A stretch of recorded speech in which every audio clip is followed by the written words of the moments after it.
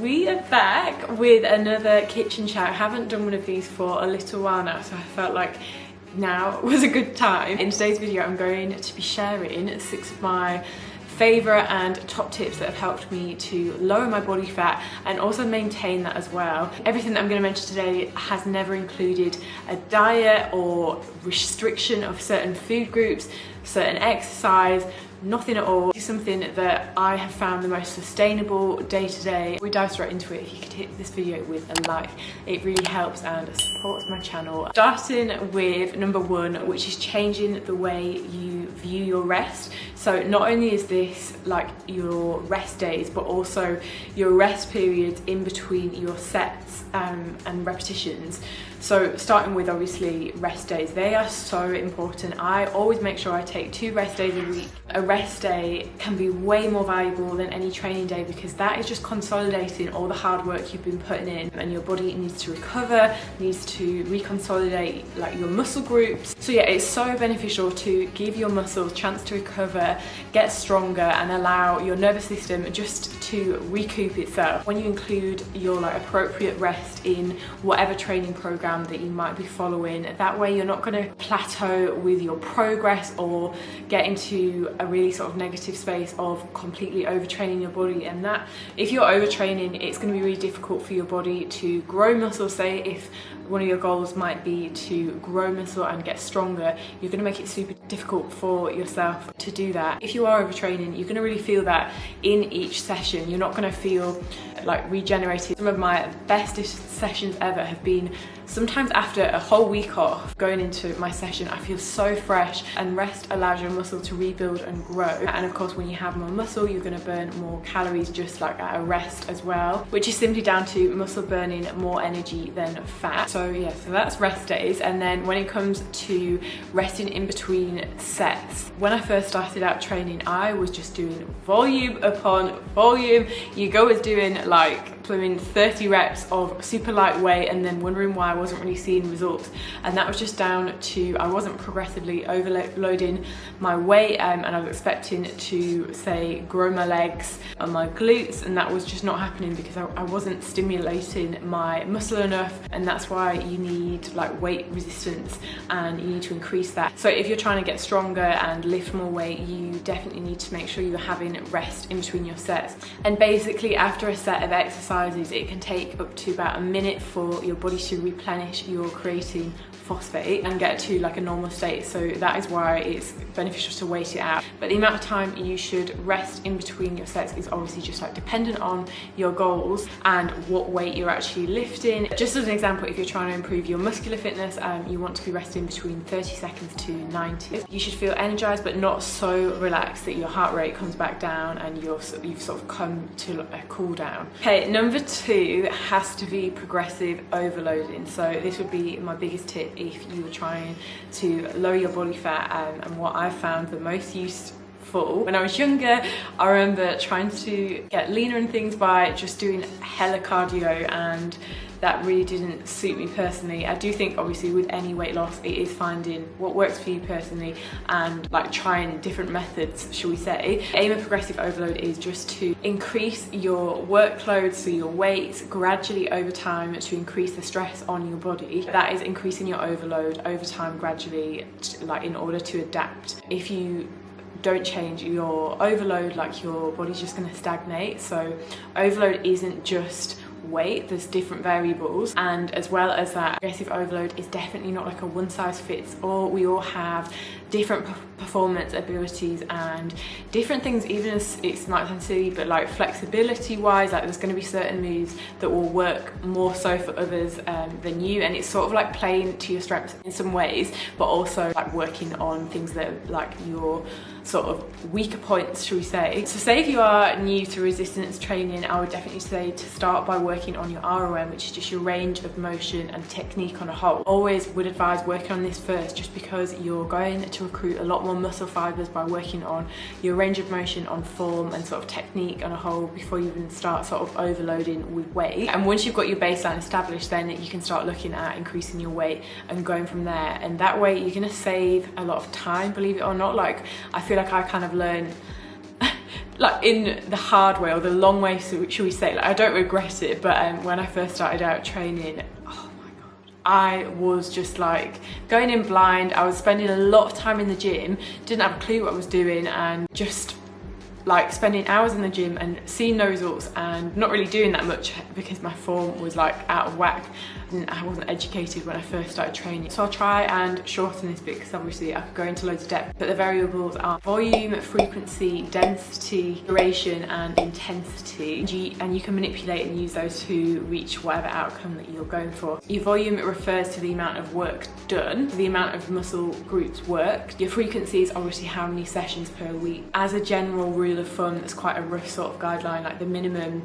like frequency for say weight training that is going to be sort of beneficial, they say, is about 2 to 3 sessions per week. The duration is just like your time, which can be manipulated. Your intensity, which is your load, so how hard you're working. So say in resistance training, that's like how close you get to your 1 RM, which is your 1 rep max, like what you could max out for 1 rep. And generally you want to be increasing the load over time by gradually adding on more resistance. And lastly, just your density, which is just your rest in between your sets. So say if you to decrease the rest in between your sets, then you're going to be going into a different kind of like form of training, so more endurance, your stamina, than it would be like your strength, because it would be lighter weights and probably a lot more reps. So that explains progressive overload and how like there's different variables and stuff that you can manipulate. But I have found increasing, like gradually increasing my weights over time and tracking that, playing with those variables, is what like suits me the best, what I enjoy the most, because I plan out my sessions for like the following weeks. Number 3 is increasing your NEAT. So this is your non-activity exercise thermogenesis, which is super long, which is just basically obviously everything that you do that doesn't require like direct exercise, so say a workout. So just a few examples of like how you can get your NEAT up like throughout the day. One would be, say if you're working from home at the moment, like a lot of us are, like say if you're sat at a laptop all day, like get a standing desk. Like that alone, I feel like sometimes you can get just a bit sluggish and find it hard to concentrate on your laptop. So I think standing desks are absolutely great, and your body's up and moving. Say if you get a really good workout in the morning, and then because you've done your bit or whatever, you're like, yeah, right, I can sit on my desk all day. Then on an evening you can sit and watch Netflix or whatever. Like your body kind of goes into this mode of thinking that it's resting. Like long term, that is not beneficial for your health. Like as like every hour, just get up and just walk about a bit, go and take your washing out and put that on the line. Just keep your body moving. Like your body is a vessel that needs to keep it flowing, moving. I don't think we're definitely not designed to be stationary for extended periods of time. The ways of getting your NEAT up is just like running errands around the house, cleaning, like hoovering, bits like that. Like hoovering, that can actually turn into cardio, I think. And of course that brings me on to like your total daily energy expenditure. So that's inclusive of everything. So for me, I found it super beneficial. So when I've obviously got Penelope at home and stuff, I like to split my day up by going on a few walks with her. And something that I'm trying to like incorporate more into my routine is like, say if I have a meeting on the phone or like a Zoom call, anything like that, I'll try and take that like outside. So I'll get out on a walk and I'll just be on the phone. Oh my god, that's just reminded me, I saw something on TikTok the other day that was on about like, you know, you're getting old when you do the phone as this. Like put it in the comments actually, do you, if you're signaling that you're on the phone, do you do this or that? Because obviously your iPhone is just like that. I still do this, like an old phone that you pick up and put down. Anyway, that was super off topic. So yeah, I take my meetings outside, if like where I can and if I can, and so that, which is super helpful. And then with my total daily energy expenditure, so I'll do a workout and then I'll aim for anywhere between 7,000 to 10,000 steps a day. If you're someone who's sort of struggled with dedicating say an hour to going on a walk, then I would just say break that up. Just go out for like a morning walk, a quick lunch walk, like 10 minutes, whatever, and then like a little evening one, and just breaking it up, breaking your day up and just keeping things like moving. And that way it doesn't feel like dedicated, like hard graft, if you know what I mean. I would say that is the number one thing that has helped me the most, because it was like my total daily energy expenditure was something I neglected for a long time, and I just kind of overlooked, like I didn't value it, when in reality that was the one thing I was neglecting, because I was sat down for most of the day. Yeah, I'd do a workout and I would just consider that like substantial enough. Was definitely what helped me get results with like my whole cutting phase that I did last year, and also maintain that. I feel much more alive. You can tell how passionate I am about this, because I feel like I'm going off on a tangent. More energetic. Not only that, but it's nice to get outside a bit more. I've also met so many like people out walking Penelope, like I swear to God, I know all the dogs' names, I know their sisters' names. Do you know what I mean? Like you have these conversations daily, like Barbara down the road, she's lovely. Next one is eating to fuel and nourish your body, your soul, everything. So this is something I touched on over on my Instagram recently, how I don't know where it even comes from, but I think as I was a young girl, I don't know if it was the media or something, always used to be less is more. So I feel like it got pushed in your face a lot, how eating less is more beneficial for your body. If you're, say, if like weight loss is your goal, when in actual fact that is so far from.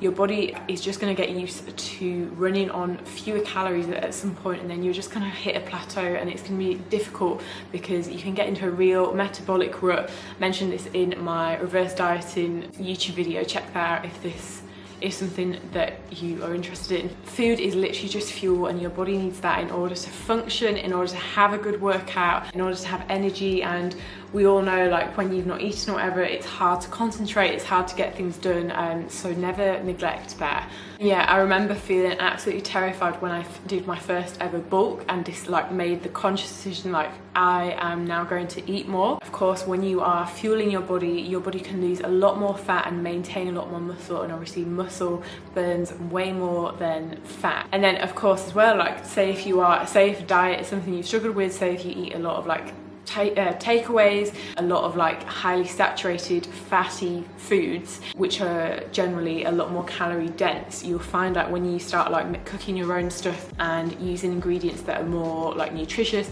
which generally have fewer calories. So I probably eat the most I've ever eaten. I have a lot of meals like throughout the day, a lot of snacks and things, and obviously I got to my leanest by doing so, but that does not mean I don't have a takeaway or eat out. We have our bodies for a long time, so you don't want to neglect them in your earlier years, because you don't want to cause yourself future internal health problems further and later down the line. Just at the end of the day, you've got these organs inside your body and these muscles that need fueling, and they need the nutrients, the antioxidants, everything from like your minerals and stuff from your food in order just to function for a long time. I never thought long term, you're barely thinking what you're doing tomorrow kind of thing, not mind like a few years down the line. Especially as a female with hormones and things, you can really sort of mess about with your hormones if you're eating too fewer calories. It got dark real quick then, and would be to focus on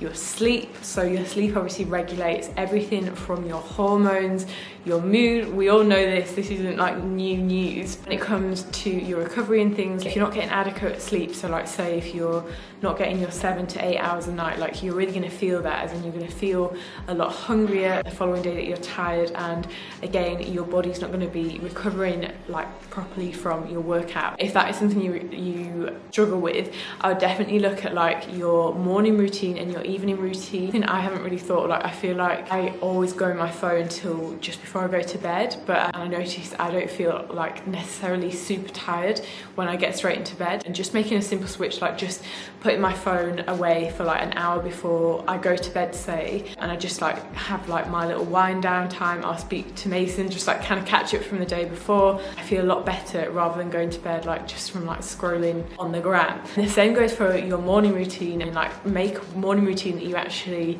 really enjoy. That way it's not going to be so hard. Like don't get me wrong, I love my morning routine, but I don't jump out of bed every morning. But I get up a lot easier than I did. Also, like, find your little rituals that you enjoy. Like, I love making my morning coffee. I actually really like writing down my to-do list for the day. It just feels like it lifts like any sort of stresses that I have, and especially doing things like journaling and gratitude, my little 10-minute meditation that I did in my recent morning routine video. Just things like that perk me up a lot more and make me feel a lot more happier for the day. And then the last one, which is kind of still on like the food topic, but it's so like, honestly, I wish I'd have known this years ago. Don't follow a diet where you restrict. Like, I know people sell these like crazy meal plans that are like the repetitive same meals for however long, and like, yeah, you might get results from that or whatever, but it's not realistic long term, especially if it's not foods that you enjoy. Like, at one point I used to think, oh, I can't have chocolate or like sugar in my diet, so I'd cut it out completely, when actually chocolate is my like favourite thing, and I love having that every single day. In order to reach your goals, you do not need to restrict certain food groups or stick to the same meals, because think about it, like, there's occasions that come up like throughout the year, like birthdays, family occasions. Life is life, isn't it? You know, like, you don't want to stop your life just for the sake of getting a physique that you can't even like do anything with. Do you know what? I hope you get my gist with that. So yeah, just like find your balance. You don't need to cut out things completely, as long as, you know, you're eating like good, nutritious, healthy meals for say 70 to 80% of the time. Like, those